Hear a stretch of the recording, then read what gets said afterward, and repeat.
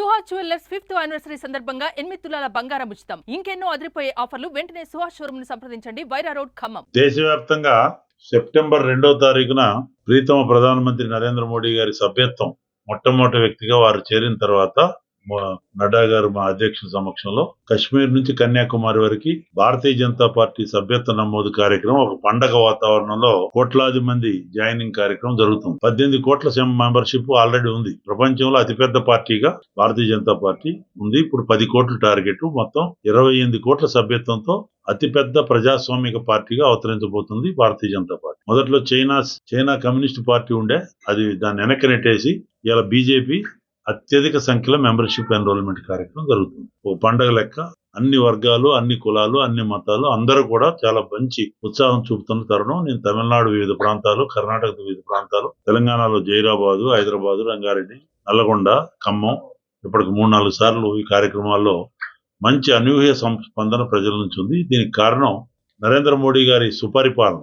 మొత్తం ప్రపంచంలోనే భారతదేశం ఒక 5వ బలమైన ఆర్థిక వ్యవస్థగా మార్చడంలో వారి నాయకత్వ పటిమ, అంకిత భావం, దేశం కొరకు పనిచేసే వ్యక్తి, ధర్మం కొరకు పనిచేసే వ్యక్తిగా ప్రజల యొక్క గుండెల్లో ఉన్నారు. వారి నాయకత్వంలో మరొకసారి 3వసారి ఆశీస్సులు ఇచ్చినటువంటి భారత ప్రజలు ఈ 5 సంవత్సరాల్లో కూడా దేశం యొక్క ఆర్థిక వ్యవస్థని 3వ బలమైన ఆర్థిక వ్యవస్థగా రూపుదిద్దే రూపంలో వికసిత్ భారత్ కి వైపు అడుగులేస్తూ ఆత్మనిర్భర్ భారత్ వైపు ఒక పటిష్టమైన బలమైన భారత నిర్మాణం కొరకు జరిగిన కృషిలో భాగస్వాములు కండి అని మా కార్యకర్తల ద్వారా వాడ ఊరు ఇంటింటికి ప్రతి పల్లెలో భారతీయ జనతా పార్టీ కార్యకర్తల మరి ప్రజల యొక్క నమోదు కార్యక్రమం, అటు మార్కెట్లు, అన్ని ప్రాంతాల్లో, అటు రైల్వే స్టేషన్లు, బస్ స్టేషన్లు, స్కూల్స్, యూత్ క్లబ్స్, అన్ని వర్గాలు, ఇటు ఎస్సీ కాలనీస్, బీసీ కాలనీస్, అన్ని వర్గాలు, ఓబీసీస్, సమాజంలో ఉన్న మహిళలు, అన్ని వర్గాల యువకులు కూడా ఎక్కువ ఉత్సాహం చూపుతున్నారు.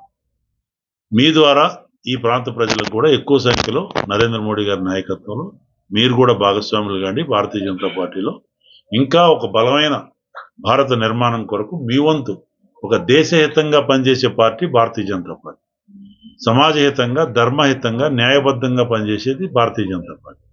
ఇతర పార్టీలు, కాంగ్రెస్ పార్టీ ఒక పెద్ద కుటుంబ పార్టీ, అదే కేసీఆర్ బీఆర్ఎస్ పార్టీ కుటుంబ పార్టీ, అన్ని కూడా చాలా కుటుంబ పార్టీ. దేశం వాళ్ళకి కుటుంబం మొట్టమొదటి ప్రిఫరెన్స్, తర్వాత పార్టీ, తర్వాత లాస్ట్లో ప్రిఫరెన్స్ దేశం. కానీ అట్లా కాదు భారతీయ జనతా పార్టీ.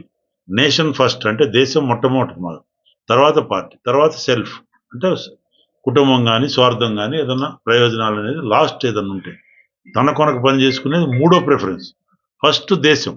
అది భారతీయ జనతా పార్టీకి ఇతర పార్టీలకు ఉన్నటువంటి తేడా. ఆ దిశలో పనిచేసుకుంటూ పోతున్నాం. ఈరోజు మరి అటు దేశ రక్షణ విషయంలో కానీ, బలైన వర్గాల సంక్షేమం కానీ, పేదరిక నిర్మూలన పథకాలు కానీ, మహిళా సంక్షేమం కానీ, ఇటు స్కిల్ డెవలప్మెంట్ కానీ, వ్యవసాయానికి కానీ అన్ని వర్గాలకి సముచిత న్యాయం చేస్తూ ఆయుష్మాన్ భారత్ కూడా 70 సంవత్సరాల పైన వచ్చిన వయోవృద్ధులకు ఫ్రీగా మరి ట్రీట్మెంట్ ఇచ్చేది కానీ, మరి ప్రధానమంత్రి గరీబ్ కళ్యాణ్ యోజన కింద 5 కేజీల బియ్యం ఉచితంగా, 11 కోట్ల పైన మరుగుదొడ్ల నిర్మాణం, 12 కోట్ల పైన ఫ్రీ గ్యాస్ సిలిండర్లు, ఇట్లా ఒకవైపు సంక్షేమ కార్యక్రమంలో, ఒకవైపు అభివృద్ధి కార్యక్రమం, హైవేల నిర్మాణం, రైల్వేల నిర్మాణం, విశ్వవిద్యాలయ నిర్మాణం, మరి సెల్ఫ్ హెల్ప్ గ్రూపులకి పటిష్టం చేయటం, మహిళా సాధికారత, ఇటు నిరుద్యోగ యువకులకు ఉద్యోగ కల్పనకి అనేక ఆ దిశలో. కాబట్టి నేను మరొకసారి అప్పీల్ చేస్తున్నా, పెద్ద సంఖ్యలో మరి మా టార్గెట్ తెలంగాణ బీజేపీ రాష్ట్ర టార్గెట్ పెట్టుకుని టార్గెట్ కంటే ఎక్కువ కూడా మరి చేరతారని చెప్పి సందర్భంగా తెలియజేస్తున్నాం. ఈ ప్రాంతంలో కూడా పెద్ద ఎత్తున మరి మా పోలింగ్ బూత్ ఇక్కడ 201 18వ వార్డులో మురళీ గారు వారు బూత్ అధ్యక్షుడి సమక్షంలో ఈ కార్యక్రమాన్ని పట్టణాధ్యక్షుడు భద్రయ్య గారు, మరి ఇక్కడ ఉన్న కోటేశ్వరరావు గారు, ఇతర మిత్రులందరి సమక్షంలో ఈ కార్యక్రమం చేపట్టాం.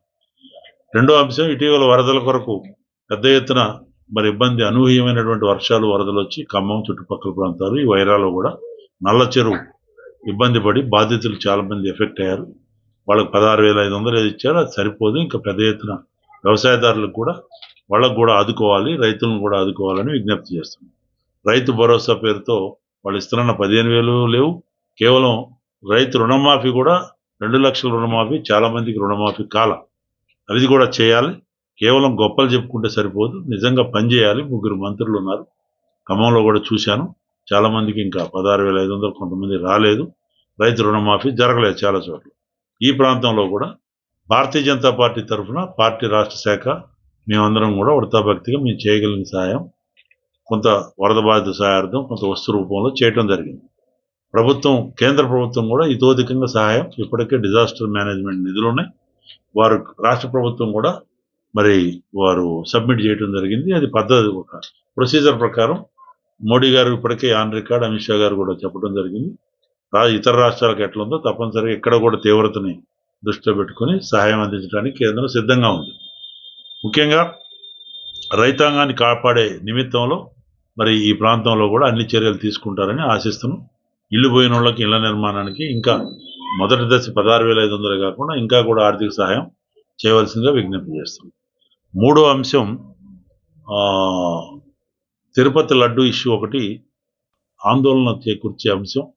పక్క రాష్ట్ర ముఖ్యమంత్రి చంద్రబాబు నాయుడు గారు ఇప్పటికే చెప్పడం జరిగింది. దాంట్లో కొంత ఫ్యాట్స్ కలిసినాయని,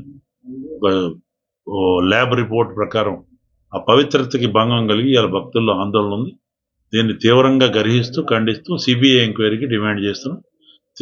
తిరుమల తిరుపతి పవిత్రతను కాపాడాల్సిన అవసరం ఉంది. మరి రాష్ట్ర ప్రభుత్వం కూడా ఆ దిశలో ఆంధ్రప్రదేశ్ ప్రభుత్వం చర్యలు తీసుకోవాలి.